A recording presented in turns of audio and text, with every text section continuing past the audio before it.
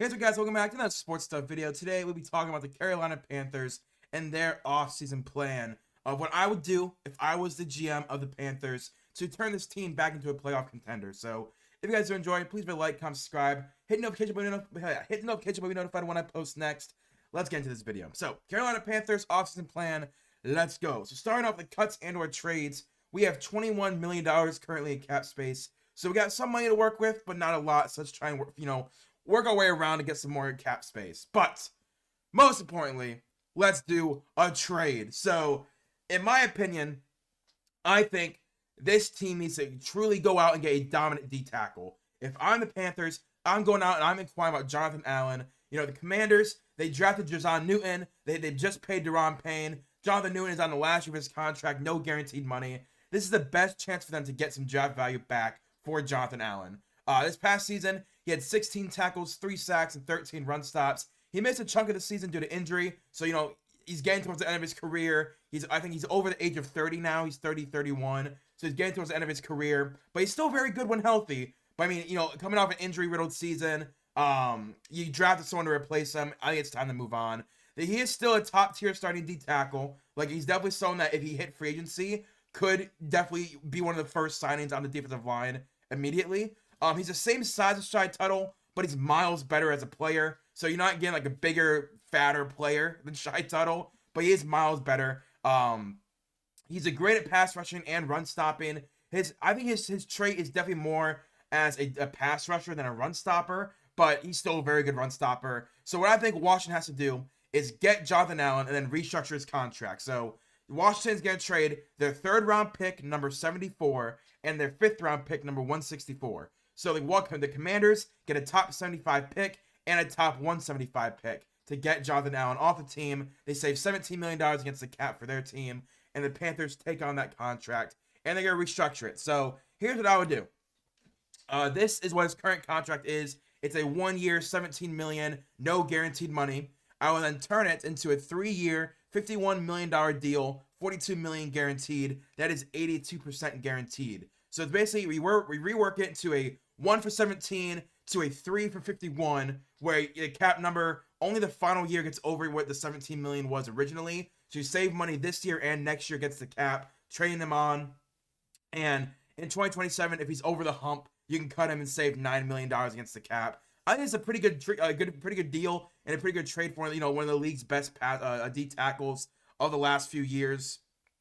Since being drafted in 2017. I definitely think he's been one of the best D tackles, right? He's always been underrated because Washington's never good. He was the one that publicly said, "I'm sick of losing. I want to leave." He's already requested a trade once in his career, and obviously rescinded it. Then you draft Jaden Daniels, so maybe he's happy where he is, or maybe the Commanders want to move off of him because they want Jazon Newton to get more playing time. Since Jonathan Allen, is the veteran on a 1-year option, no guaranteed money. I see from Jonathan Allen's point of view, I want another contract, more guaranteed money. And for the Commanders side, we drafted this young rookie. He played pretty well for us. He played a lot in the championship game. We want to move on from you and let the young guy play. So I think it could be a mutual parting of ways to where the Panthers can benefit, get a true starting nose tackle for them, someone who's really good at pass rushing, really good at run defending, and can really reshape this defensive line for Edro Avero. So yeah, that's what I would do for the trade. So obviously, you didn't save any money doing this, but that's why you do other cuts. And once you do the Jonathan Allen trade, Shy Tuttle is now expendable. So Shy Tuttle had 31 tackles, 0 sacks, 1 forced fumble, and 13 run stops this past year. He is a bottom 5 starting nose tackle in my opinion. He bounces around the league a lot. I remember when he was on the Saints. He's not really a good nose tackle anymore.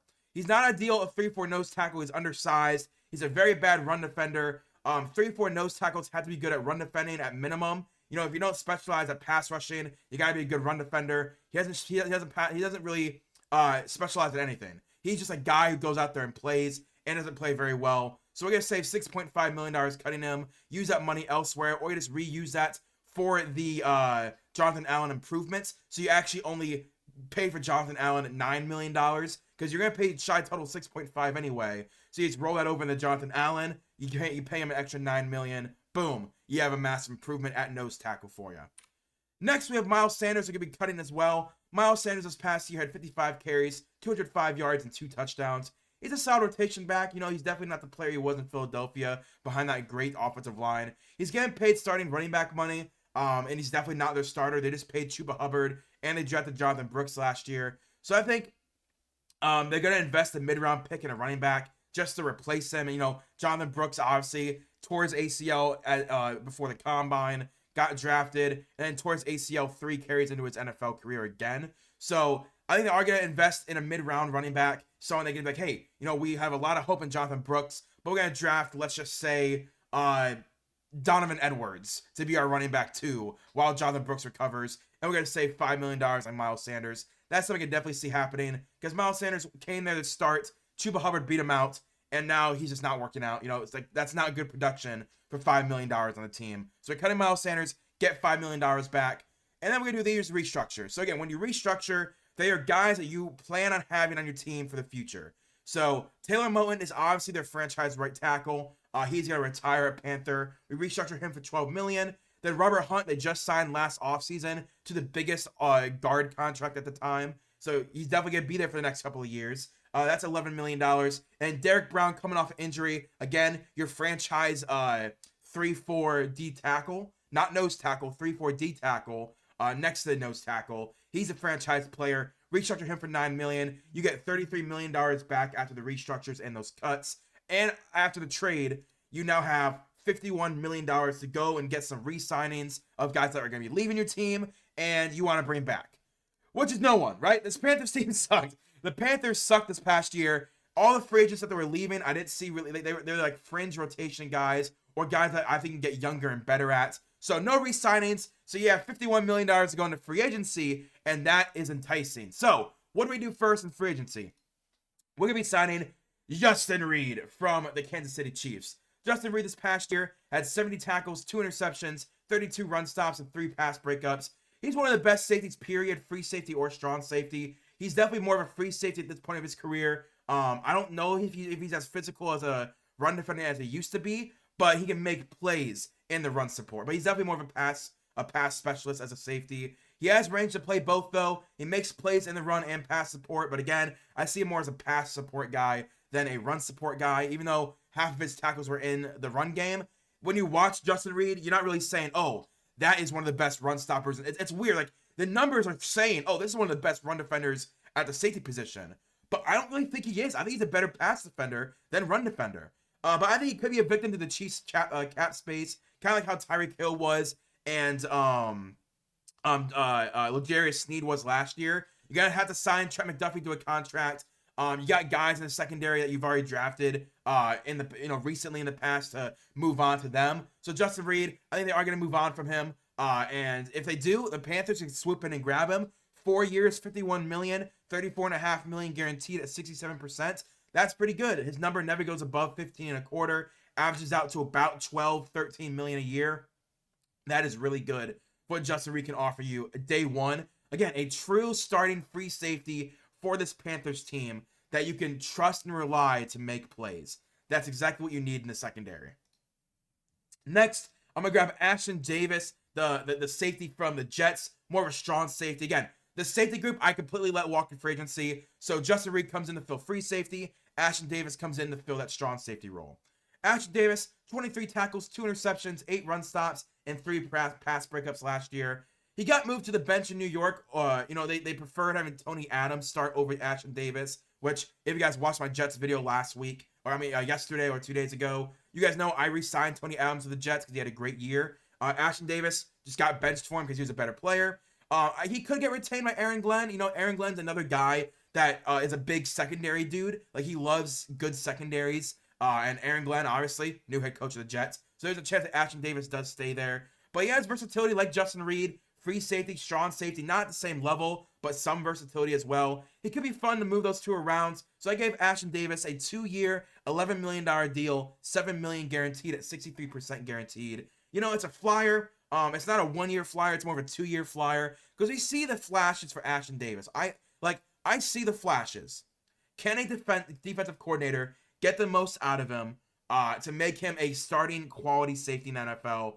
I think they can, and I like Edger Overo. I know he's had some struggles the last few years since leaving Denver, but I really do like Edger Overo. I think there's a very good chance that he can have a rebound year, and this defense goes back to having Ed Rovero be one of the top coordinators to become a head coach candidates, you know? Next, we'd be signing Shaquille Griffin, another secondary member we're re-signing. We're signing in free agency because, again, I think this is the biggest issue on the team. A true starting outside corner, 37 tackles, 2 interceptions, 11 run stops, and 2 pass breakups. Getting a starting level cornerback for dirt cheap is amazing for you, you know? Formerly was on the Panthers, I believe a year or two ago, but, moved on from after in free agency. Played for the Jaguars this past year, had a really good year, but the best years are definitely behind him from those Seattle years. Give me a mentor to a very young cornerback room. There's a lot of guys in the secondary that are very young, and I like Shaquille Griffin's humbleness. Ever since him and Shaquem, his brother, ever since they had how they spent their first $1 million video, where they were talking about how they were trying to be money smart and like they were trying to not spend the money on jewelry and all that. How they bought an apartment complex to create generational wealth. That is humbleness and smartness. So I really like Shaquille Griffin. And since that interview, he's always been one of those guys I root for. So I gave him a 2-year, $6 million deal, $4.25 million guaranteed at 70%. So again, a true outside starting corner who at worst can just be a mentor to a very young cornerback room to really help them develop into better players. Next, we have Anthony Walker, the linebacker from Miami. Anthony Walker had 43 tackles, 1 sack, and 13 run stops. He's still a solid veteran linebacker. This room is very thin with Shaquille Thompson, Trevin Wallace, and Josie Jewell. That's really the only 3 safeties you have, 3 linebackers you have on the team. And Shaq is coming back from a season-ending injury. Trevin Wallace, not really the best rookie year, and Josie Jewell having a down year. He has lots of starting experience. He can come in for cheap and provide run defense, but most importantly, lots of starting experience, so you know that you can rely on him if you need to. 1 year, $2.5 million guaranteed. That can get the job done. And finally, I'm going to be grabbing Demarcus Robinson for the wide receiver from the Rams. Demarcus Robinson, 31 receptions, 505 yards, and 7 touchdowns. He's just a red zone machine, right? Really good slot receiver. Only 6'1", but he plays like he's 6'5". It's crazy that he is a slot receiver, and it's just like he plays so big and runs such good routes that it's shocking. He gets open consistently. He's really become that third starter in LA behind Puka Nacua and Cooper Kupp. So Demarcus Robinson, there's a chance maybe he returns to Los Angeles because Matt Stafford loves him. But to me, Demarcus Robinson, go get your money. I gave him a 2-year, $9 million deal, 5 3/4 guaranteed. That's 63% guaranteed. I love what Demarcus Robinson can provide to, again, another young wide receiver core. Like him and Adam Thielen, that's a great mentors for this kind of a young group. And that's all the signings. So going to the draft, $31 million. There's a lot of draft picks for this team. So I say recommend it, $12 to $14 million you'd save for the draft picks. So you have about $15 to $17 million to go out and sign some more guys. Maybe you go and grab another running back instead of Miles Sanders. Maybe go and grab a swing tackle or another defensive edge. Whatever you want to do, $17 million to go and get someone. But I'm going to enter the draft with $31 million and feel good about my team with these draft picks I'm about to do. So here are the draft picks for the Carolina Panthers. Boom! At number 8, I'm going to be grabbing James Pierce Jr. from Tennessee. I love James Pierce. At one time was the number 1 ranked prospect in the class. And just, he's one of those guys that fell and started rising again and fell and started rising again. I think he is a first-round pick. I think he's one of the best edge rushers in this class. And James Pierce Jr., 3-4 outside linebacker. That's exactly what he is at Tennessee. That's the system that the Panthers run. It's a 3-4 outside linebacker scheme for their pass rusher. So he slots in right at the starting edge in Ed Rovero's system. No issue at all. Literally the exact same system he ran in college. They run in Carolina. So he's going to be well. He's going to be really good. Then at number 58, I'm going to grab Zay Alexander from LSU. Alexander, he's an oversized boundary corner who can play in the slot if a boundary is already taken up by guys that you want to start over him day one. He can start in the slot. I see him kind of like a Martin Emerson type of player that the Browns have, really big, oversized corner who can move around with versatility. I see that in Zay Alexander. He's a true number 1 man corner. He's going to be an answer at the cornerback position for the Panthers. Great man coverage. Solid in zone, but I think he definitely excels more in man coverage. And I think that's exactly what the Panthers need is a hard-nosed, big-body corner. Then at 109, I'm going to grab Jared Wilson from Georgia. Jared Wilson, it was his first year starting at Georgia, and he played very well. 0 sacks, only 5 hurries at the center position. He's a better pass blocker than run blocker. But again, the Panthers, they have good running backs, but I definitely see them more as a passing team. under their head coach. And only 6'3", so it won't be super hard for Bryce to look beside him, because I think that isn't that needed to worry about. If you guys look back at the Cardinals with Kyler Murray, the Seattle Seahawks with Russell Wilson, they purposely go for smaller centers because they want their quarterback to easily be able to look at the different routes, look through the windows, and find there and deliver the strike. So I think that is something that the Panthers are going to start looking for. I think Jared Wilson is a really good guy to fit that idea of a center, right? That mold. Then at number 112, my guy, my GOAT, Jalen Noel from Iowa State. Noel, he's a true outside wide receiver, great deep threat. He played a lot in the slot in college, but I do think he has the frame and the route running to be the outside receiver. He's a home run hitter. I think Bryce would love Jalen Noel on the outside. Even if he goes to that power slot position and takes a sluggo route, which is a slant go route, a sluggo route, that's what that is. Whether he takes a sluggo route to the house, I think Jalen Noel is going to be very coveted in the NFL circle. Then at number 140, grabbing Terrence Ferguson from Oregon. He's having a great week at Senior Bowl. He had a great week at the Senior Bowl because it's over now. Great receiver, good blocker, tight end at Oregon. He split time between the slot and inline tight end position, so he can be used as an extra wide receiver in some sets. Primarily, he was used from the line of scrimmage to 15 yards downfield. So there's a chain mover, check down option. Again, something that I think every offense needs. And right now, the Panthers, they don't really have a check down option that I can think of. So I think Terrence Ferguson can slot in right behind Ja'Tavion Sanders in this system. At 146, I'm grabbing, like I said, a running back in Taj Brooks. He's a great downhill runner. He can run routes as well to be a check down. I think he had 17 receptions for 400 yards this past year. But when he's running the ball, he had 26 carries of 20 plus yards downfield. So when he's in the open space, he's truly elite, uses that elite speed to make blockers miss. I think Taj Brooks is one of the best running backs in this class. And the fact that he's getting, projected in the 4th, 5th, and 6th round, that is a quality running back that deep in the draft. Then number 228, I'm going to be grabbing Shiloh Sanders. He's a very physical safety. He runs like a missile at runners. He's not the best free safety in the world. This past year, he was playing free safety, had a down year. I thought he was a better strong safety like he was in 2023. But they moved him to free safety. I see them moving him back to strong safety, having a good year. And I can definitely see him taking a roster spot, being a run specialist at the safety position. Then number 229, I'm going to take a shot on David Walker from Central Arkansas.